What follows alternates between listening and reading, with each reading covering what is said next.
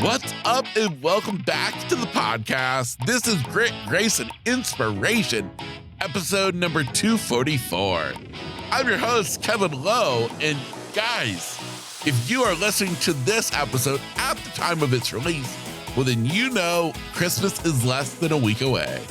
And therefore, I'm taking a break just like you are. So today, I pulled out one of my favorite episodes, one of the fan favorite episodes from the past, and am giving it to you today.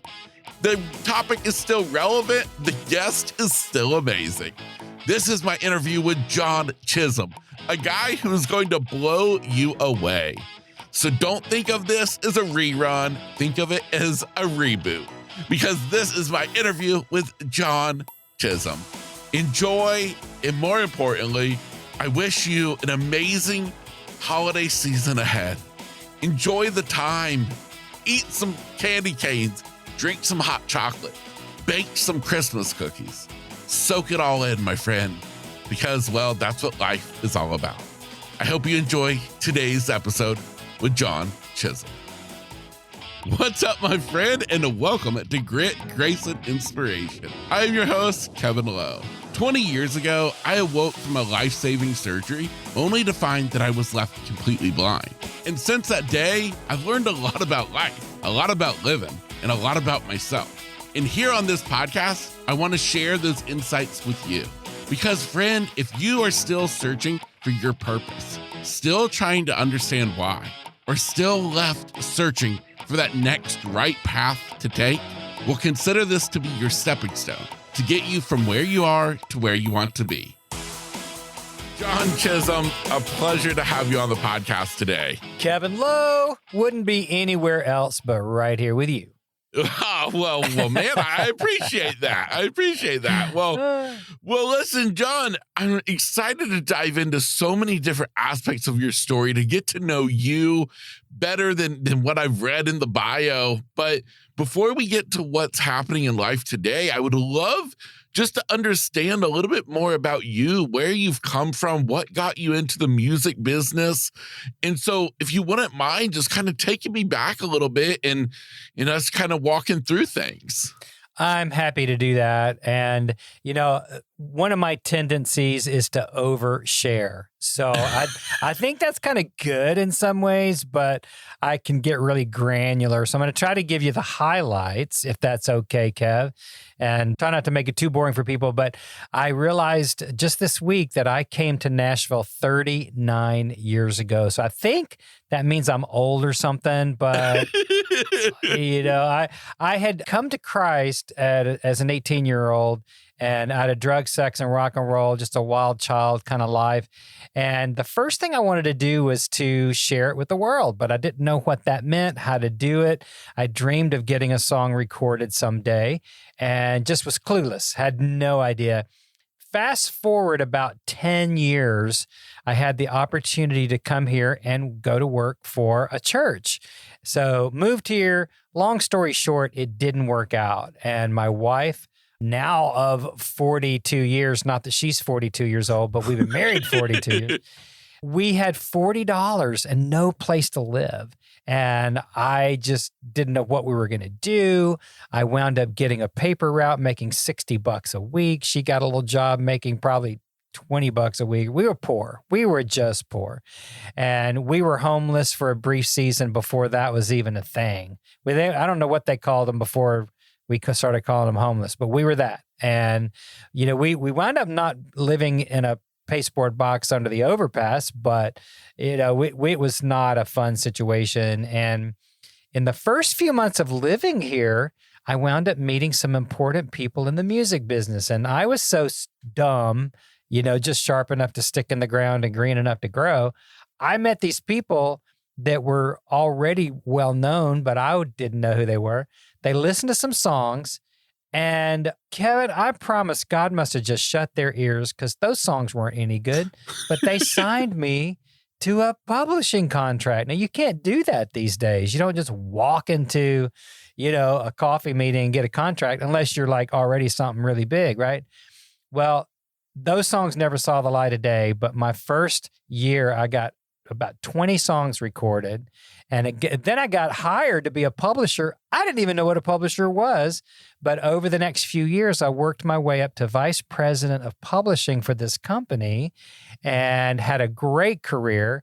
Then I went to another company that was even bigger, managed over 18 songwriters, did over 200 pieces of product. And now at this point in my life, 39 years later, I've had about 400 songs, give or take, recorded. I've made, almost a dozen records. I've traveled over 1 million miles with Delta. I've had the blessing and the privilege of singing and teaching and doing all kinds of great stuff all around the world. And it's just been crazy. So that's the background. And then I currently have a company called Nashville Christian Songwriters, and I have the privilege now of downloading all that success to aspiring Christian songwriters all over the world. So it's been a journey, bro. Now I can get more granular. You will not believe how quick that version was. Well, okay. So, I mean, what a crazy version though that was, because I mean, we went from like one spectrum all the way to another. I know. So let's look at your life personal. So aside from the music business and stuff, take me back to before you got into church and became a Christian. You kind of gave me a little insight into life. So take me back to that point in life. Well, I love my mom and daddy. They're with Jesus now, but we didn't grow up in a very religious home. We didn't grow up in a home where we didn't go to church. We didn't talk about God, and none of that. We were a music family. When we didn't perform together, but my mom and dad were great bluegrass musicians. And my dad played, he did flat picking guitar. He played fiddle and banjo and mandolin and bouzouki and anything that had a string on it, he was going to play. And he really was kind of an audiophile. He loved everything from Flatt and Scruggs to Mahler symphonies. And I grew up hearing all of that, plus, all the acid rock and roll I was into, like Jethro Tull and Emerson, Lake and Palmer. This was like the 60s, right? The late 60s, early 70s. And so I was really just a little pothead. And, I'll just go ahead and come out about that. And my life really revolved around just getting stoned every day and loving music and just kind of being, I was a late hippie because that was probably 4 or 5 years earlier, but I was still considered myself a flower child. And I kind of still do. You can't see me, but I have a ring of wildflowers in my hair right now. No, I don't. I'm teasing you. I don't. Okay. I was like, wow, that's not at all what I pictured this guy looking like. Oh, man. That was bad. I'm sorry. No, actually, I couldn't think of those little clover things that we used to braid together as kids. You remember those little things?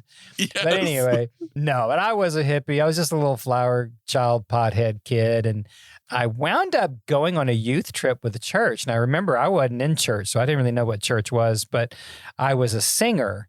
I had gotten into high school choir, and the choir director heard a little bit of talent. And so he got me into voice lessons at the college level. And I was actually moving into what looked like an operatic career.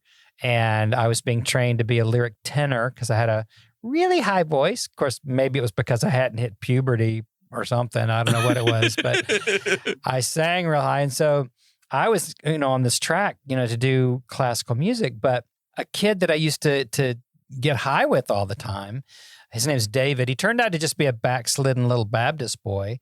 And he got his life right with God and got the youth group praying for me and invited me to go sing on a youth trip. And so I loved to sing and I wanted to do that. And so I went on the trip, and the very first day, this little spirit-filled lady, little fireball lady named Lynn, she was in her 50s, and I thought that was old. I thought she was had one foot in the grave.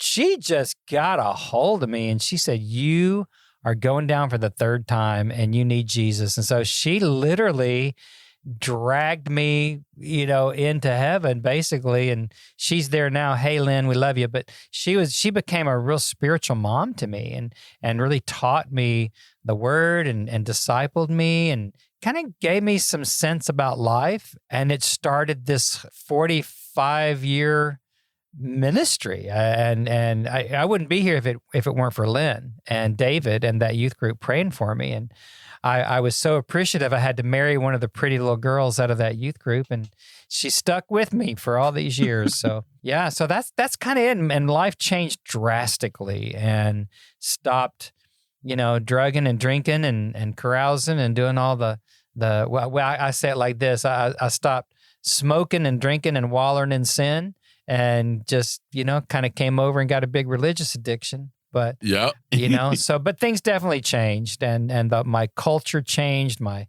friends changed, my outlook on life changed. And that's when the real trouble started.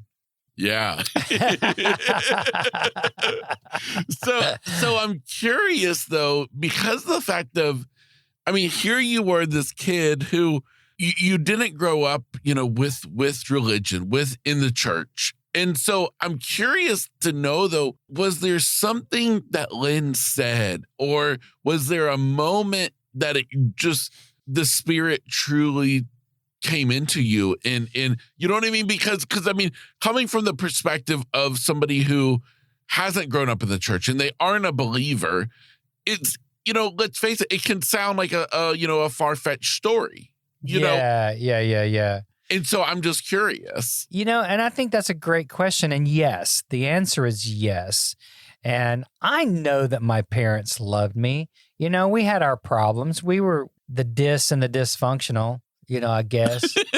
we weren't the funk and the dysfunctional, but we were definitely the dis. And so we had, I was just wild, I really was acting out all kinds of emotional stuff. Usually you are if you're drinking and drugging and doing all that kind of stuff. There's other things kind of underlying that, even if you don't know what they are.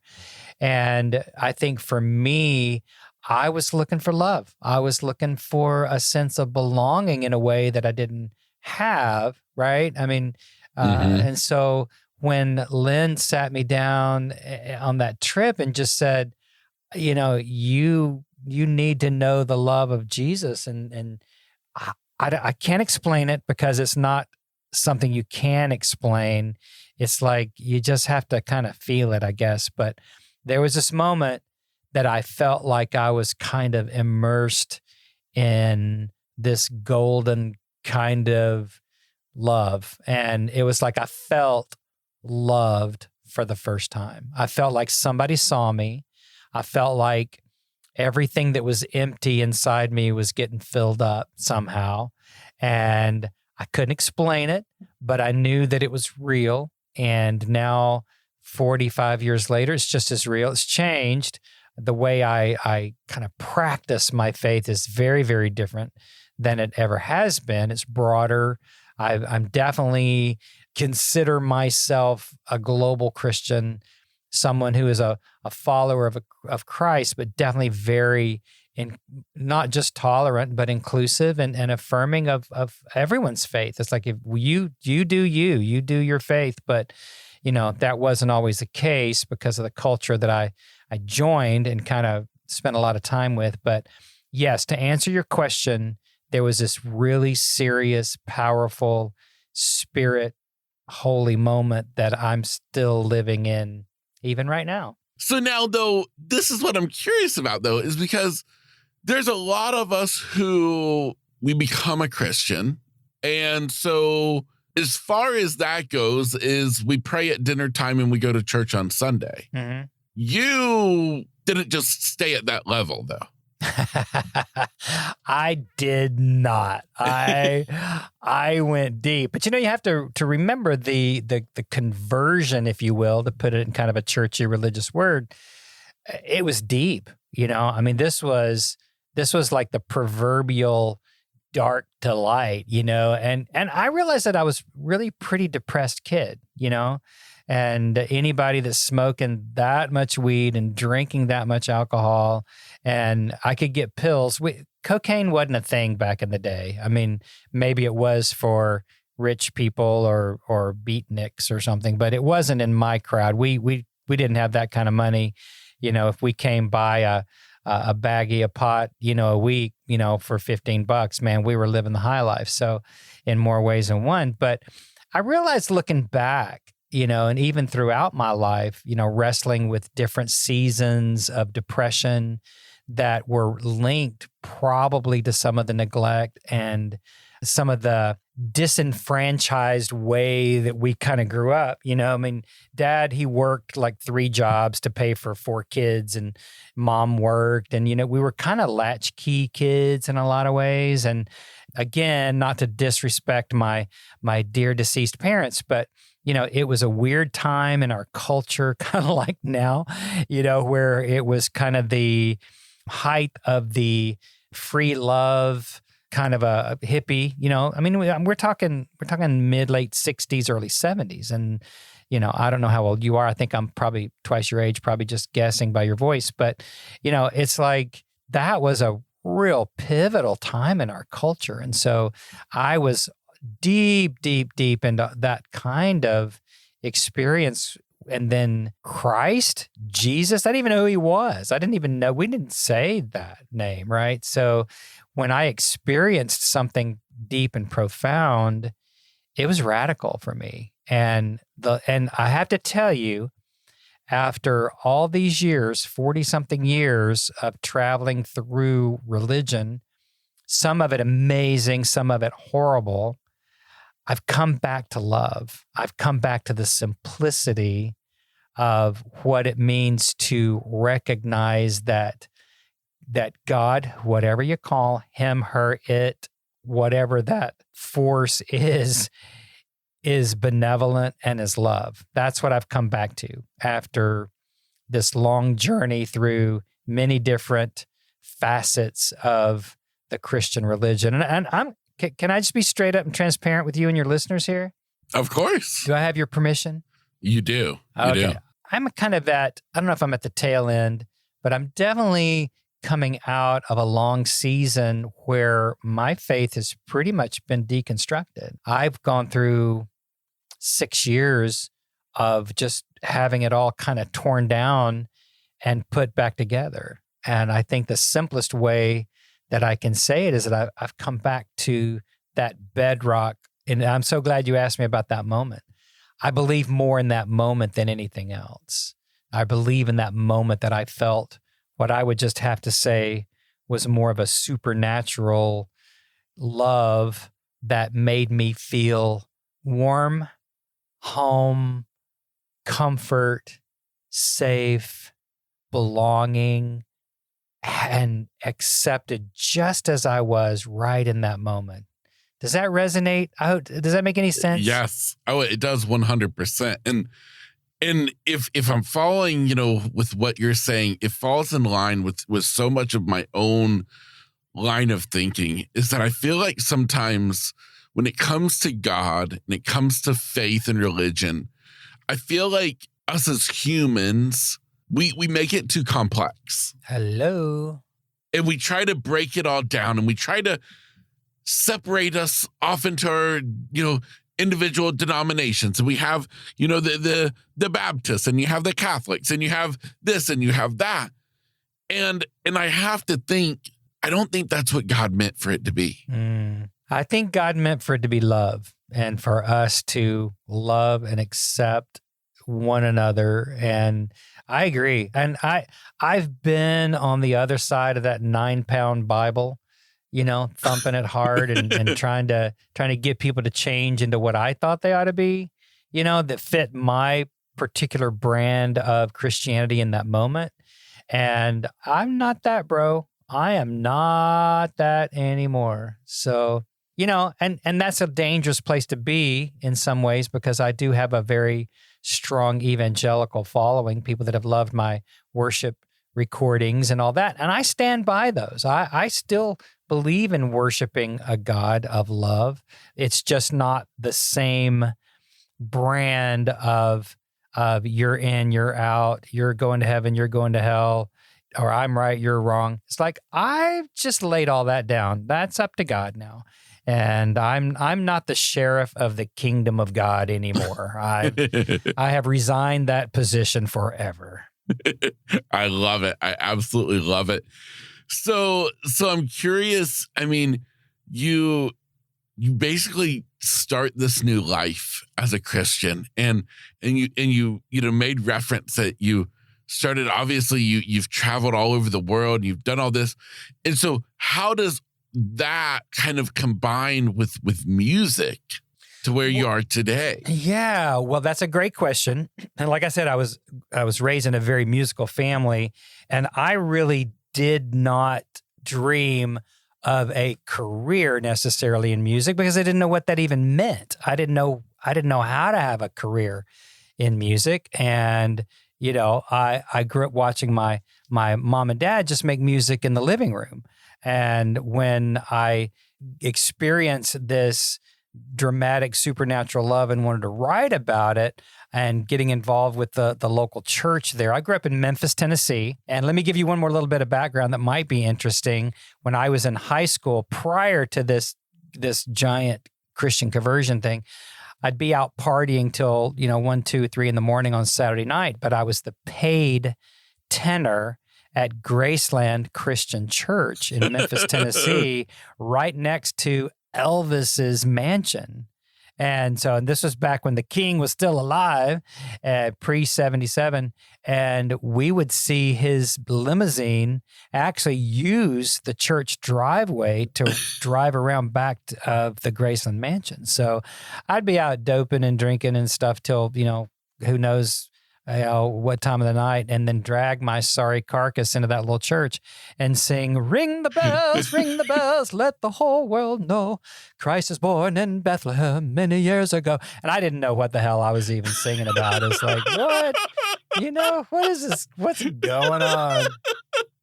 So, so that was kind of what happened then. But anyway, so I started writing these songs, and then the Christian music industry was very, very young, very embryonic at that time.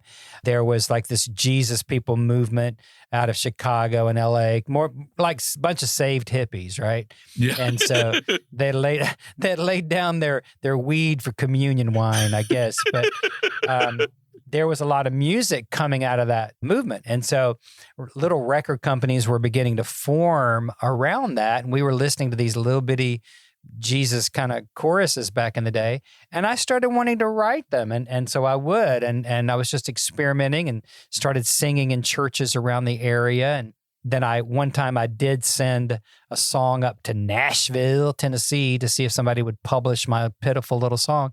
And I got rejected, and I just swore to God I'd never do that again. And then when we were offered this church position 10 years later, literally I was 28, I think. I, came here, we were broke and all, that was just crazy. And then it turned into what I was sharing earlier, meeting those important people I didn't even know they were important and getting that break. And now 400 songs later and making records and having the opportunity to travel around. I've been in Nigeria, scam capital of the universe.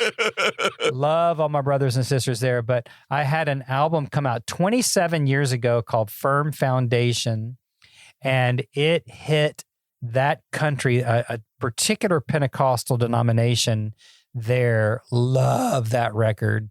And those songs, all like 14 songs, just went deep into the fabric of that denomination. And they knew all my songs. They knew everything about me, more than I wanted them to know.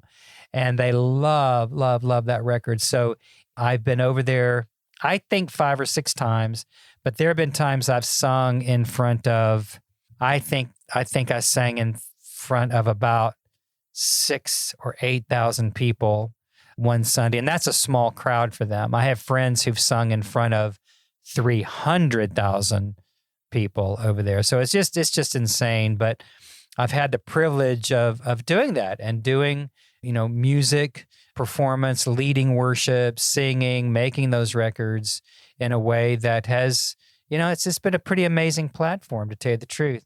Wow. So, I mean, that's really, really phenomenal. I mean, we hear of the term like the overnight success story. And I mean, obviously it was a long journey, but you really did hit it big once you did. I'd say comparatively, and not that, we're trying to compare ourselves, but I don't have a bus and a band or a helicopter pad, but I have been able to write, record, and place songs through this 39-year journey that have had a global impact. I have one song in a hymnal, and I'm not even dead. If you get a song in a hymnal, that means you lived about 200 years ago. So I think out of the thousands I've written and the 400 that have been published, I think one's going to outlive me. And so I think that's something to celebrate, Yes. It's like, wow, not everybody gets to do that. So I think of the thousands and thousands of people who love my music in Nigeria. I think of them so fondly because it means so much to them. And, we are very privileged here in the States, even no matter what level, of socioeconomic level we're on, we're still very, very wealthy. And so, I think of the dear saints, my brothers and sisters in Nigeria, and I just love them. And I love their enthusiasm. I love their miracle mentality. I just love them. And I learn, I grow, something in me expands every time I get to go there, and other parts of the world. I've just happened to have been there a number of times. So I'm a minor celebrity. I say I'm the David Hasselhoff of Nigeria. I love it. What do you think it is, especially that first album? Why do you think it had the impact that it did in Nigeria? They were just coming out of a military state. They were independent. They pretty early on in their independence, right? And so it's kind of a crazy thing that you'll hear all this jumping and jiving, Nigerian, African, very, very rhythmic, powerful music. And then I'm talking about in a church service. And then for the offertory, they'll sing, "Great is thy faithfulness." It's like, what? It's like this British sounding hymn. It's like, what? It's like, I remember my jaw dropped to the floor the first time I heard that, but they're still, just newly out from under the Commonwealth, basically, over the last 50 years maybe, but there's deep, deep poverty. There's deep hardship in a lot of ways, and massive population. They don't think in tens, they think in thousands. Okay. I'll give you one example and try to finish the answer to the question. They have this place outside of Lagos, Nigeria, that's called the Holy Ghost Campground, and it's owned by this denomination. Every third Friday, several million people go out to this campground for an overnight Holy Ghost service. They will have, Kevin, they'll have over 2,000 in the choir. What? And they have these sections for the pastors. The pastor's section is 10,000 chairs. I have pictures, bro. It's crazy. And it's just insane. And they'll worship all night, and people get all healed and raised from the dead and speak in tongues and levitate and do all kinds of crazy things. But it's amazing. And so those songs, back to your question, the songs on that record were very hope and faith filled, very, very faith oriented, and kind of very inspirational and stirring, but from a faith, let's believe God kind of thing. And so because of the desperation in that country, it's been raped by the government. I think they're doing better now, but it's a very rich company, but the finances, the resources have been siphoned off, by some very, very bad people. And so I don't know the ins and outs of all that, but I know that it's not been good. And so it's actually pretty common for a young mother to die in childbirth. That doesn't happen here like it does over there. And so when a young couple gets married and gets pregnant, it can be pretty scary, And so one of my friends over there was working really hard to provide these home care kits for midwives and for, they have, it's just a whole different ball game over there when it comes to healthcare, which is pretty much non-existent and, for people. So a lot of the Christian people over there that I'm associated with are very involved deeply in humanitarian efforts. They'll do a lot of charity, which, that means something very different than it does even here, but they'll do worship concerts and do a lot of things to benefit schools. Most of the children's schools over there, they don't even have bathrooms.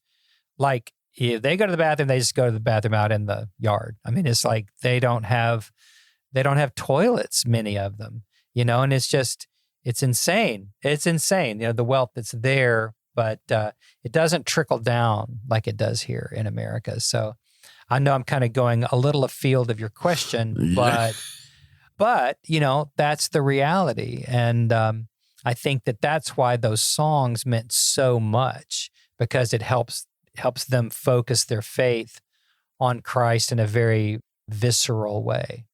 And what I kept thinking as you're talking, sharing more and more about this, I can't help but think to myself, what an awesome example to give to somebody, because it's so common that you have somebody who's not a believer, who's not a follower of Jesus, who they look at countries like Nigeria and they say, how can there be a God when people are living in those situations? And yet we're talking about those people who are living in that situation, and yet they are coming by the tens of thousands to hear his word. Millions. Yeah. I mean, just millions. It's crazy. It is crazy, but. Yeah. I mean, that's just, it's fascinating. And at the same time, I wonder, why don't we see that here in the U.S.? Is it because we're dispersed and we already have such access to it? We have churches all over, so we don't all need to go to one central spot when it's happening? Yeah, well, you know what? I think it's because we don't feel we need it. Yes. I mean, I think some of the answer, not all, but some, is like the way it's been presented has been so politicized. It's become kind of a circus and a sideshow, and it's just been kind of ridiculous. But, back like when Hurricane Katrina hit, well, guess who started going to church? A whole bunch of people started going to church. When 9/11 happened so many years ago, guess when the biggest Sundays on record for church attendance were, And Yep. We couldn't go to church during COVID, but we probably would have, right? Even people that would not call themselves religious or Christian at all, it winds up becoming that desperation. Like, okay, wait a minute. Okay, these Christian people have been talking about God for a long time. Maybe there's something to it. Oh my God, I'm dangling over hell with a thread. I bet. Oh wait, the walls are crashing in. Oh my God, the sky is falling. I better go to church. It's the same kind of phenomenon that when people who did not necessarily grow up in church, have a child, and then suddenly there's some kind of interest, like, well, maybe we need to take this little boy to Sunday school because he might grow up to be an axe murderer. It's like kind of like insurance, right? And so we kind of use God. I mean, we were joking earlier about, the genie, but we kind of treat him like a Jesus genie, and we think that, go throw a couple of coins in the offering plate or something, and then he's obligated to do something nice for us. But it's whack. I don't consider myself a religious person anymore. I know that I have spent the majority of my life in this thing. I never really thought of myself as religious, but there's a lot of that kind of rubs off. And the worst part of it, and I'm going to just call myself out here, the worst part of it is that judgmentalism that comes with saying who's in, who's out, who's saved, who's not, who's going to heaven, who's going to hell, whose sin is worse than whose other sin, and it's like, that's just none of my damn business. That's up to God, and if I'm doing a good job as a Christ follower, that means when you talk to me or you're in my presence, you feel loved. If you don't feel loved, something's wrong. And there have been plenty of times I probably have not dished out the love that I could have or should have. And, and I repent. Sorry, everybody. If you're listening and there was a moment you didn't feel love from me, my bad. I'm sorry. And let's just get back to the love. Yeah, I absolutely love it. Absolutely love it. So now circling kind of back around to tying back in with music is one thing that I'm curious to ask you about is when we talk about something is what I would call kind of cutthroat, the music industry. We're talking about Nashville, the heart of country music, all of this. How does that work? How is that like being, though, in the Christian music realm? We're all a bunch of saints, bro.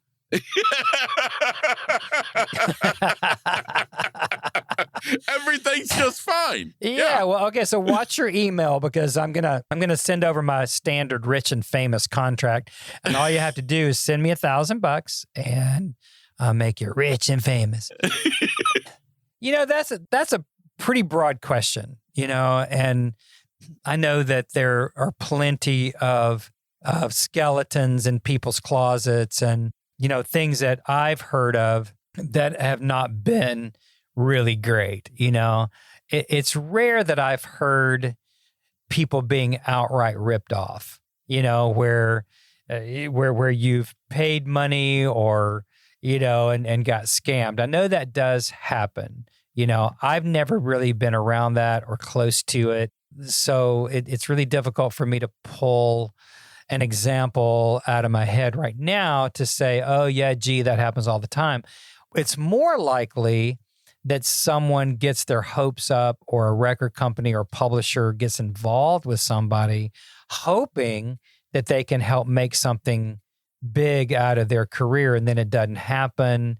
Record companies and publishing contracts are notoriously weighted toward the benefit of the company because they're trying to recoup and profit from working with this artist or songwriter. And so there's a lot of disappointed people for sure, out there because their deal didn't go the way they hoped. And it's the tiniest percentage of people that become the Luke Bryans or the Blake Sheltons, of the world. For every one of those, there are a million others who are trying or who have tried, to be that. And that's a very tiny little window when it comes to the commercial music industry. And same in the Christian music industry. I mean, if you're familiar with Lauren Daigle, she was kind of a meteoric star pretty quickly, but there was a lot behind that. There are some other examples of people that seem to be hitting big in a pretty, in a pretty viral way. And that's a huge part of it these days is what's happening on social and how often are you on TikTok shaking what your mama give you, just to try to get some likes and shares. It's like, that's all going on. But, dude, I stay away from all that stuff. That's not my hang, if you know what I mean. Yep. I'm a coach and I am a really nice Southern guy. I'm so Southern, man. I got grits for brains. And so, I'm just trying to help people. And my lane is to help people write the best songs that they possibly can. And the beautiful and brilliant and loving people that help me learn, I stand on their shoulders and it's my season, to help other people learn. I'm doing this really cool show on, I don't know when your show is going to air, but I'm getting ready to do an evening with John Chisum and friends at a historic theater here in Franklin. with a worship leader named Don Moen. Don has released dozens and dozens of albums, and he's got 9 million Facebook followers. I hate him. 9 million. Can you believe that? 9 million. And so he's going to be on the show. And a young centricity artist, that's a record label that Lauren Daigle is on, and some other people. A guy named Kobe James is going to be with me. And so I'm recording 5 new songs to kind of premiere at that program. And it's all to benefit a children's literacy organization called Hands Across the Sea. My wife and I support that. And so anyway, all that to say, I'm still writing. I haven't performed in about 7 years. So this is kind of my big, hey, can the old guy still yodel, test. But so it's fun. I'm doing some fun things. But all that to say, I don't consider myself in the music business. I'm in the coaching business, but I coach. I have kind of a dual thrust. Okay. So I'm with my Nashville Christian Songwriters company. I'm coaching Christian songwriters to be the best that they can be. And we have programs all the way up to premium coaching experiences where we help people get established as artists. That's our whole artist development program and on down. But I'm also, at this point, Kevin, trying to take everything I've learned in coaching songwriters for 40 years now to a personal empowerment coaching program where I'm coaching non-songwriters. So I don't, again, you're asking about the music business, and I'm kind of parlaying that into, what I'm really passionate about. And that is really trying to see people step into their greatest expressions of themselves, whether they're songwriters or singers or business people or, so I'm a coach at heart, if that makes any sense. So I don't pay attention to a lot of the ups and downs of the actual music business, if that makes sense. Yeah, no, it does 100%. So I'm curious, how did you go from a transition of a performer to writing songs and then working with other artists, as a coach? I'm curious how that came about. I know your show is really about people that have overcome, great obstacles to do some cool things, right? So yes. My most recent reincarnation of myself, I'm a Christian, but I believe in reincarnation because I've had to reinvent myself about 12 times just to live, right? And more lives than a cat. I tell you, I'm way beyond 9, let me tell you. So I was at a situation with an organization that I thought I would ride till Jesus came the third time. I just really thought I was going to be there till the end of the world. And it ended about 7 years ago, the end of 2014. And I loved it. I loved the people I was working with. And it came to kind of an end for some reasons. And I was devastated. And I actually went into a severe situational depression. And I didn't know what I was going to do. And it was almost like 1983 when I came to Nashville for the first time and we had $40 and no place to live. I don't know that deja vu is a biblical concept, but we were reliving 1983 all over, and I couldn't seem to find a reasonable job. I was going broke and getting fat, and both of those really quick. And I found myself in a deep, deep depression, even to the point of apathy. And I used to think that apathy meant you didn't care. And I know now from having experienced it, it means you're so low, no pun with your name, Kevin Lowe, low down. You get so low that you can't care. And I moved into, I was never like totally suicidal, but there was a lot of ideation going on. Couldn't think straight. I was in this place of shame. I felt like I had really lost my dignity because of losing the situation. I felt like, there was something beyond anger and depression. It was a deep, deep, deep, deep sense of dishonor and rejection, and I can't even describe it. And I won't go into the particulars because I just love the people and I don't want anybody to feel like I'm disrespecting them. And I caused a lot of it myself. And so I had no income. I didn't know what I was going to do. I was 58 years old. And I went through months of this horrible, deep, dark night of the soul. So I wound up meeting with a business coach for about 6 or 7 months. And every Tuesday at 1:00, he'd sit across the table from me and ask me what I was going to do. And I didn't know what I was going to do. I didn't know. I didn't have a plan, couldn't even think of a plan. And he would just ream me out. He would just tell me I was being stupid and foolish and selfish for not sharing my then 33, 4, 5-ish years of publishing and songwriting. He's like, you're not even being a good person, you know? And so eventually that started taking hold, and I had to just choose, am I going to do something, or am I just going to go ahead and die? What am I going to do? Am I going to get to the point where people have to take care of me because I've become an emotional vegetable here? And so a little bit at a time, I really started steeping myself in motivational books and teaching.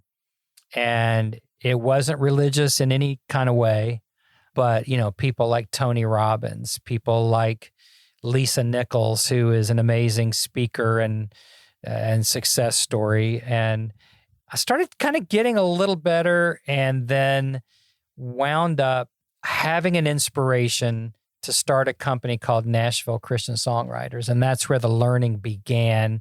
First of all, when I decided to even look up a URL, I never dreamed that name would be available, and it was, and I bought it for $13.99.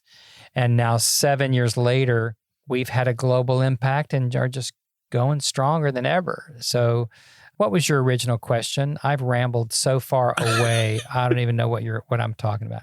What was the original question? The original question, I believe. No, I mean, okay. Well, first and foremost, whatever you just told me has left me more enthralled than whatever I could have asked. But I believe we were getting around to where you brought us, and that was how you came to go from performer to songwriter and now coach. Yeah. Thank you. Well, the truth is, from 84, when I met the important people in the business I was telling you about, and I got songs placed and became a publisher and worked my way up to VP, I was learning how to coach songwriters then.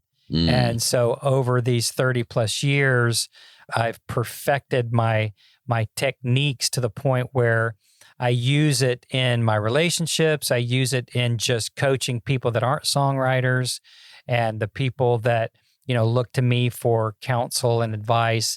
I use the same kind of questions and techniques to coach them into what I call just a place of empowerment. And I consider myself, whether it's with a songwriter or a lay person, you know, I consider myself a self-empowerment coach. And when I now, back during the last 7 years, what's really won for me with Nashville Christian Songwriters and now with my own empowerment coaching business is that ability to discover where someone is feeling limited, and then finding the ways to give them the courage to step beyond those limitations. And I really think that's creativity, right? And resourcefulness, because I've had, as we were joking a while ago, I've had to reinvent myself over and over and over until I've had to learn how to be resourceful. And I was describing that low point of apathy. What I lost during that time was the ability to resource myself creatively. And once I started listening to those people like Tony Robbins and Lisa Nichols and Bob Proctor and on down the list, I started re-envisioning myself, and I also regained my sense of resourcefulness and creativity.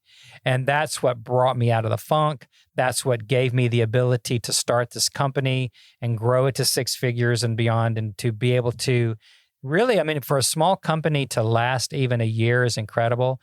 To last 7 years is almost unheard of. So I attribute that to that sense of resourcefulness and creativity. it's beyond, hey, I believe in myself. It's not even that. It's more like, oh crap, we don't have enough money to make it through the month. What am I going to do? It's more about resourcefulness than it is about, I'm so freaking brilliant and I can just come up with these creative ideas. Does that resonate? Do you know what I mean? Yeah. Oh, 100%. And I can't help but think, though, that it goes back to what we talked about earlier, is love. Yes, sir. Is your love for the music, love for helping people to reach their highest and best self. That's it, isn't it? I mean, that really is it. Yeah. And I receive so much more than I could ever give when I see somebody step up. And we've got a couple of Grammy nominees in our community that I've coached. And of course, I would never take full credit, but I did get to be part of the team, Yes. And I've had people that have made albums for the first time and had singles on the radio for the first time, and they've stepped up their ministries, and really they've just stepped up to become better communicators.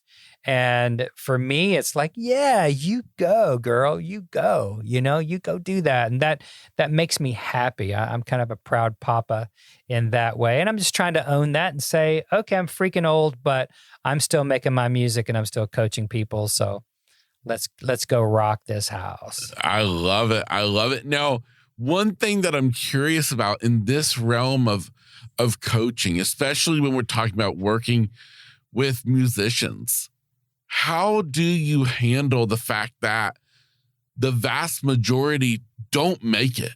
I think it really is about your definition. It comes down to your definition of what making it is.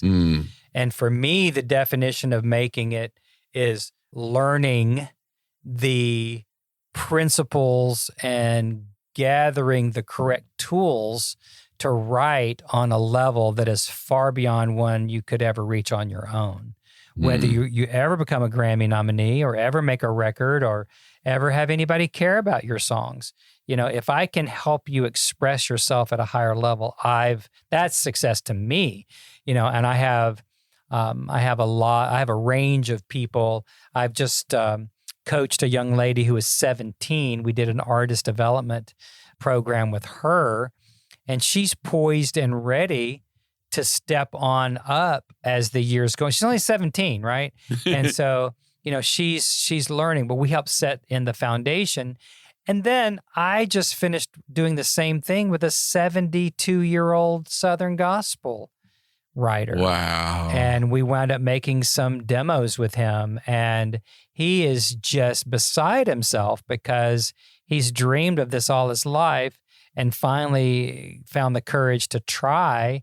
And his songs they haven't been recorded yet, but they are viable, professional, commercial songs in that genre, And so to me, that is what success is helping people become the best they can be given their talents and abilities. Yeah, I absolutely love it. I love it. John, has been an incredible opportunity to meet you today, to hear your story, to understand, where you've come from, the challenges you've endured, and yet to see where you are today. It's inspiring, it's empowering, and it's a reminder that, you know what? Life ain't over till it's over. You're right. Right? Even if you got to go through 12 of them, I know, right? It's like, man, do I have to do this again? Can't this be the last one? Oh my gosh. Yeah, absolutely. Yeah. Well, John, last question for somebody wanting to dive in deeper into you and to the music. Where's the best place for them to go? JohnChisum.com would be a place I would have you start. Now, if you are an aspiring songwriter, go to NashvilleChristianSongwriters.com. But my new site, I just launched it in March. I have a new podcast over there called All the Best. And Kevin, man, you'd love some of these people I've interviewed. I've interviewed a hypnotist named John Moyer who has like 300,000 YouTube followers. And man, we became BFFs. And I told him, I said, okay, John, if you're going to be on my show, you got to promise not to turn me into a chicken. And he promised, but I listened back, and at the end of it, I was clucking. So I don't know about that, but he was great. And I've had some therapists, Enneagram therapists, and marriage and family therapists, and I've had some really, really fun people. And I just can't wait. I just interviewed today Paul Young, who's the author of The Shack. And wow. You know, it's just great. So it's a broader conversation than the songwriting conversation. But I love both shows. I love that. But I would say go to johnchisum.com and start there. I do have a 31-day motivational email series. You can just, if you'll give me your email for 31 days, you'll get a motivational, I call it motivational because it's kind of inspirational meets motivational kind of material. It's very short, very readable, but that's my gift to you. So. Well, fantastic. Well, I will be sure that links are left inside of the episode show notes. So for you listening who you want to dive into all of that, just scroll down, click the button, and hop on over to John's site. John, once again, though, sincerely, thank you for being a part of the show. It's been so fun, Kevin. Man, you're a great host. I love your show. Love being here. And God bless you and all your listeners. Well, fantastic. Well, thank you. And for you listening today, I hope you've enjoyed another incredible guest here on the podcast. As a reminder to us all, life ain't over till it's over. So get out and live it for everything you've got, because what else do you have to do? Remember, this is Grit, Grace, and Inspiration. I'll see you again next week.